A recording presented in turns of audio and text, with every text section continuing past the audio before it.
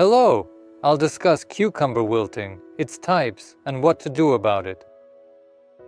And also, when to panic and when to just do a few things and they will start growing normally again. And I'll start right away with the more serious problem for cucumbers, such as fusarium wilt. This is a very severe disease. It especially affects cucumbers when they start to bear fruit.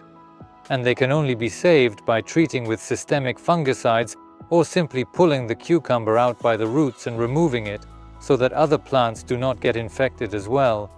The symptoms of fusarium wilt are very similar to what you see now.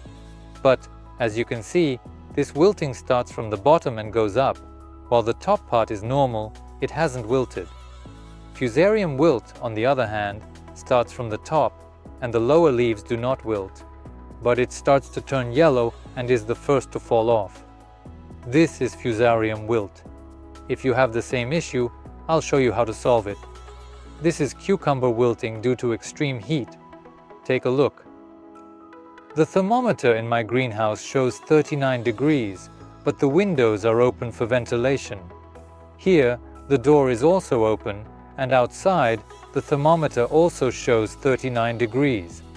The temperature is very hot for growing plants. As you can see, my cucumbers are starting to get sick. This is downy mildew. This evening, I will be treating the cucumbers and will demonstrate a very effective method to combat it, especially when our cucumbers are already bearing fruit. And this must be done, otherwise these yellow spots will absolutely and completely cover all the leaves and spread upwards entirely. The cucumber plant will not perform photosynthesis and cannot absorb nutrients, causing it to die quickly. Don't miss the release of this video. And the first thing you need to do is water the cucumbers.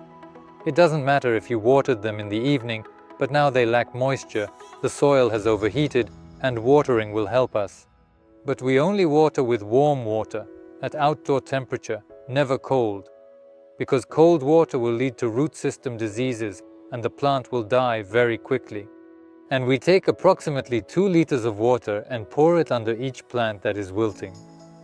The next thing you absolutely need to do is to install a shading net with a 45% shading capacity over your cucumbers, whether they are in a greenhouse or in open ground.